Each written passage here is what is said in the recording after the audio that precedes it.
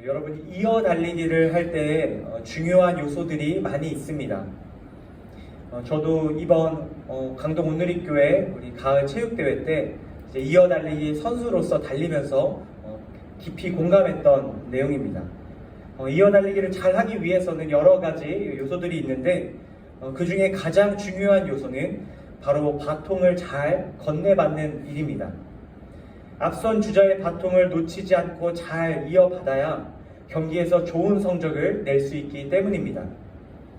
앞선 주자가 1등으로 달리고 있었다 할지라도 만약 두 번째 주자가 바통을 제대로 전달받지 못한다면 1등을 놓치고 승리를 얻지 못할 수도 있는 것이죠. 오늘 저희가 함께 나눌 여호수아 24장 25절에서 31절 말씀 속에는 믿음의 바통 터치에 실패하고 말았던 이스라엘 백성들의 모습이 기록되어 있습니다.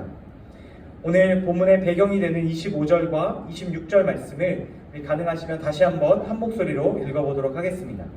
25절, 26절 말씀입니다. 시작! 그리하여 그날 여호수아는 백성들을 위해 언약을 체결하고 거기 세겜에서 그들을 위해 율례와 법도를 세워 주었습니다. 그리고 여호수아는 하나님의 율법책에 이 일들을 기록하고 큰 돌을 가져다가 여호와의 성소 근처 상수리 나무 아래 세워 놓았습니다. 아멘. 오늘 본문 속에는 여호수아가 이끌던 이스라엘 백성들의 세대가 하나님 앞에 언약을 갱신하는 장면이 나옵니다. 여호수아는 세겜이라는 장소에서 하나님과 이스라엘 백성들 사이의 언약을 공식적으로 체결하고 평생도록 여호와 하나님만을 섬기겠다는 이스라엘 백성들의 고백이 단지 감정적인 결단으로 끝나지 않도록 율례와 법도라는 공동체의 규범을 세우는 모습을 또한 보여줍니다. 여호수아가 이처럼 율례와 법도를 세워 이스라엘 백성들의 언약을 권고히 했던 이유는 바로 백성들의 믿음을 지킬 수 있게 하기 위함이었습니다. 이처럼 여호와 하나님과 이스라엘 백성들 간의 아름다운 언약의 갱신 사건 이후에 여호수아는 하나님의 율법책에 이 사건을 기록합니다. 그리고 더 나아가 큰 돌을 가져다가 여호와의 성소 근처 상수리 나무 아래 그 돌을 증거의 돌로 세워놓습니다. 여호수아가 오늘 본문 26절 말씀에 세워놓았던 이 돌은 하나님과 이스라엘 사이의 언약 관계의 증거로서 세워진 돌입니다. 여러분, 이 돌이 어떠한 기능을 합니까? 이어지는 27절 말씀에 그 이유가 분명히 나옵니다. 27절 말씀을 우리 한 번 더 읽도록 하겠습니다. 27절입니다. 시작! 그가 모든 백성들에게 말했습니다. 보라, 이 돌이 우리에 대한 증거가 될 것이다. 이 돌이 여호와께서 우리에게 하신 모든 말씀을 들었으니 만약 너희가 너희 하나님을 부인하면 이 돌이 너희에 대해 증언할 것이다. 여호수아는 성소 앞 상수리 나무 아래 돌을 세우며 그 돌이 하나님과 이스라엘 백성들 사이에 증거가 될 것이라고 이야기합니다.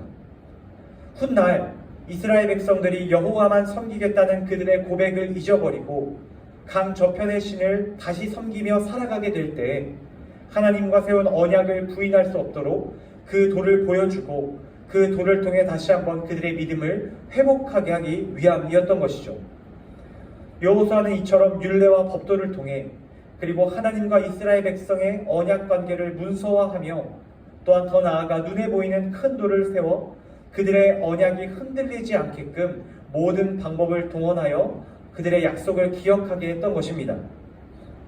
이처럼 언약갱신의 모든 과정과 절차를 마친 후에 여호수아는 이스라엘 백성들을 각자의 살던 영역으로 돌려보냅니다. 오늘 28절 말씀인데요. 제가 한번 읽도록 하겠습니다. 그리고 여호수아는 백성들을 보냈으며 모든 사람들은 자기 유산으로 돌아갔습니다. 이제 세겜이라는 영적인 모임의 장소를 떠나 각자가 있던 곳으로 각자의 기업으로 이스라엘의 각 지파는 돌아가게 됩니다. 마치 금식기도원에서 정해진 기간 동안 기도를 하고 은혜를 받은 이후에 산을 내려가 각자의 집으로 일터로 삶의 현장으로 돌아가 이후의 삶을 살게 되었던 것과 같은 모양입니다. 언약갱신 이후에 이스라엘 백성들의 삶은 어떠했을까요? 너무나 다행이게도 그들은 강 저편의 신이 아닌 여호와 하나님만을 섬기겠다는 그들의 고백을 그들 세대 가운데 지켜냅니다. 그들은 평생 동안 믿음을 지키며 여호와를 섬기는 세대로 각 지파의 영역 가운데 살아가게 되죠. 그야말로 해피엔딩으로 여호수아가 이끌었던 믿음의 세대가 그 막을 내리게 됩니다. 그런데 이렇게 아름다운 엔딩처럼 보이는 오늘 말씀 29절 말씀 속에 오늘 우리가 주목해 보아야 할 한 가지 사건이 또한 기록되어 있습니다. 여호수아의 죽음과 함께 이어지는 또 한 가지 특별한 사건, 오늘 보면 31절 말씀에 기록되어 있는데 우리 함께 한 번 더 읽어보도록 하겠습니다. 31절입니다. 시작. 이스라엘은 여호수아가 살아있는 동안과 여호수아보다 오래 산 장로들 곧 여호와께서 이스라엘을 위해 하신 모든 일을 보아 알고 있는 장로들이 살아있는 동안만 여호와를 섬겼습니다. 이스라엘 백성들은 여호수아가 살아있는 동안 그리고 여호수아의 죽음 이후에 여호수아 시대에 함께 살아있던 장로들 곧 여호와께서 이스라엘을 위해 그동안 하셨던 모든 일들을 직접 보았던 그 세대가 살아있는 동안만 여호와를 섬겼다라고 기록하고 있습니다. 여러분, 이것은 참 비극적인 결말입니다. 한 세대가 믿음을 지키고 그들의 자녀 세대까지 하나님을 섬기는 아름다운 모습을 보여주었지만 그때 살아있던 모든 세대가 죽은 이후에 그 이후에 하나님을 섬기는 여호와 하나님을 섬기는 세대가 사라지게 되었다라는 것을 암시하는 것입니다. 물론 한 세대가 믿음을 지키고 여호와를 섬기는 세대로 살았던 것은 참 귀한 일입니다. 그러나 믿음의 세대가 그 다음 세대, 그 이후의 세대에게 여호와 하나님을 섬기는 신앙의 유산을 물려주지 못했다라는 것입니다. 즉 할아버지, 할머니, 아버지, 어머니가 들려주었던 하나님과의 아름다운 추억과 고백의 이야기들이 점차 이스라엘 백성들 안에서 희미해져 갔다라는 것입니다. 여호와 하나님만 섬기겠다라는 그 귀한 고백은 더 이상 이스라엘 백성들 안에서는 들을 수 없는 고백이 되었습니다. 여호수아가 세운 율례와 법도도 율법책에 기록된 모든 일들도 증거의 돌까지도 여호와 하나님과 이스라엘 백성 간의 언약을 영원토록 유지시켜 주지는 못했던 것입니다. 여호수아가 이끈 믿음의 세대는 그 다음 세대로 계승되지 못했고 결국 이스라엘 백성은 강 저편의 신을 다시 섬기며 살아가는 안타까운 세대가 되고 말았습니다. 오늘 말씀 서두에 이야기 드렸듯이 믿음의 바통 터치에 그만 실패하고 말았던 것입니다. 사랑하는 성도 여러분, 이곳에 모인 저와 여러분 모두는 하나님의 특별한 은혜로 말미암아 믿음의 세대로 살아가는 복을 누리는 세대입니다. 하지만 우리는 우리 세대의 믿음을 지키는 것만으로 만족해서는 안 될 것입니다. 하나님께서는 우리에게 원하시는 것이 바로 우리의 믿음이 우리 세대에서 끝나지 않고 그 다음 세대, 후대에 올 모든 세대 가운데에 이 신앙의 유산이 물려지기를 원하고 계십니다. 하지만 신앙을 계승하고 다음 세대에게 믿음의 세대로 살아갈 수 있도록 안내하는 일은 결코 쉽지 않습니다. 시간이 지나고 하나님에 대한 이야기를 전해주지 못하게 될 때에 우리 다음 세대 역시 오늘 말씀 속 이스라엘의 다음 세대와 같은 일들을 맞이할 수 있게 되는 것입니다. 우리 곁에 있는 다음 세대들, 바로 하나님을 섬기지 못하고 하나님을 알지 못하는 강 저편의 다른 신들을 섬기는 세대가 될 수 있다는 것입니다.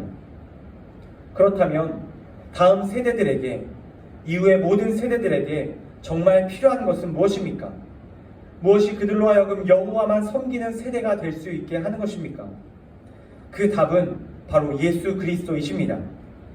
평생토록 여호와 하나님만을 섬기며 살아가고 그분의 말씀을 지켜 준행하며 하나님의 뜻을 완전히 순종하게 하는 유일한 길은 바로 새 언약의 중보자 되신 예수 그리스도를 만나는 일입니다.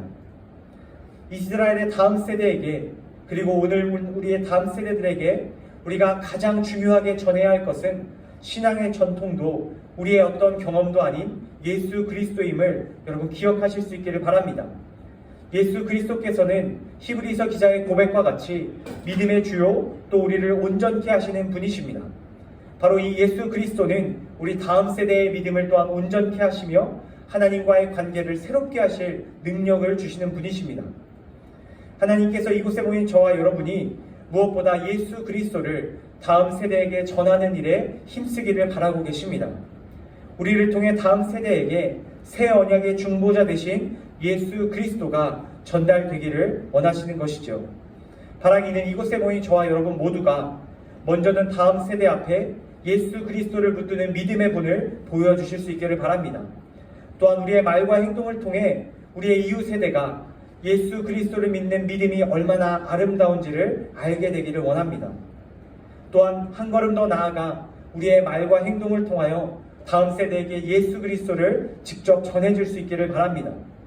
예수 그리스도를 다음 세대에게 힘써 전하고 그들을 위해 기도할 때에 예수 그리스도께서 반드시 우리의 다음 세대와 이후의 모든 세대들을 찾아가 만나주시며 그들의 믿음을 지켜주실 줄로 믿습니다. 어제 오후에 오늘 말씀을 묵상하고 준비하며 또 기도하는 가운데 특별히 강동 온누리교회 차세대 학생들의 모습이 떠올랐습니다. 여러분들이 잘 아시다시피 저는 강동 온누리교회 차세대를 담당하는 차세대 총괄 교역자입니다.